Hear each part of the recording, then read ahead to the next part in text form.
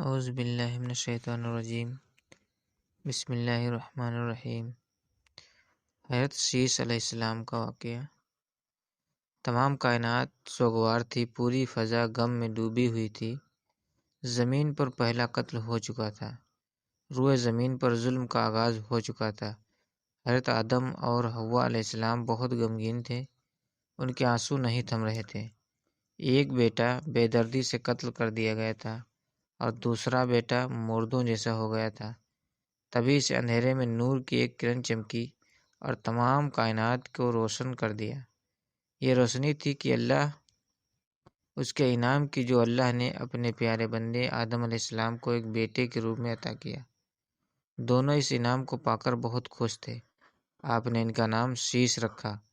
حضرت شیس علیہ السلام نہایت نیک خصلت، فرما بردار اور اپنے والد کی تعلیمات پر عمل کرنے والے تھے۔ جب آپ کی عمر 150 سال ہوئی تو آپ کی شادی حضرت بنت آدم سے ہوئی، جن سے آپ کے یہاں انوس اور نعامہ ایک بیٹا اور ایک بیٹی پیدا ہوئے۔ اس کے بعد آپ 500 سال اور زندہ رہے۔ آپ کو یہاں بہت سی اولادیں پیدا ہوئیں۔ وقت گزرتا رہا، اولادیں آدم پروان چڑھتی رہیں، نئی نئی بستیاں اور زندگی گزارنے کی نت نئی چیزیں ایجاد ہونے لگیں۔ اولاد آدم 2 حصوں میں تقسیم ہو گئی، جس میں ایک طرف شیس علیہ السلام کی اولاد تھی اور دوسری طرف قابیل کی۔ حضرت شیس علیہ السلام کی اولاد احکام خداوندی کے مطابق زندگی بسر کر رہے تھے، تو دوسری طرف قابیل کی اولاد سے تمام برائیوں کی شروعات ہو رہی تھی۔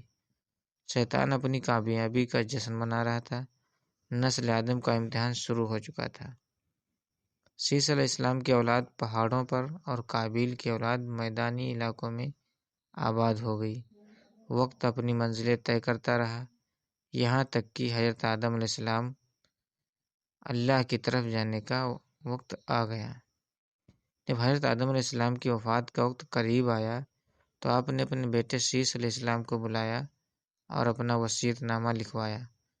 ساتھ ہی آپ کو بہت سی باتیں بتائیں اور عہد و پیمان لیے، دن رات کے اوقات سکھائے۔ فرمایا، میرے بیٹے سنو، ہر گھڑی میں اللہ کی کوئی نہ کوئی مخلوق عبادت کرتی ہے۔ پھر فرمایا، زمین پر طوفان آئے گا جو 700 سال ٹھہرے گا۔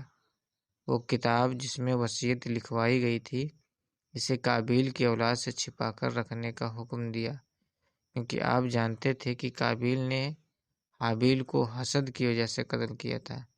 اس لیے شیس علیہ السلام اور ان کی اولاد کو جو اپنے والد کی طرف سے حکم ملا، اس کو قابیل اور اس کی اولاد سے خفیہ رکھا گیا۔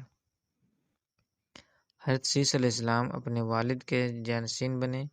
اللہ تعالیٰ نے آپ کو نبوت سے سرفراز کیا، آپ پر 50 صحیفے نازل کیے گئے اور آپ اپنے والد کے نقش قدم پر چلے اور اپنی اولاد کو بھی نصیحت کرتے رہتے اور اللہ کے احکام کی پابندی کا حکم دیتے رہتے۔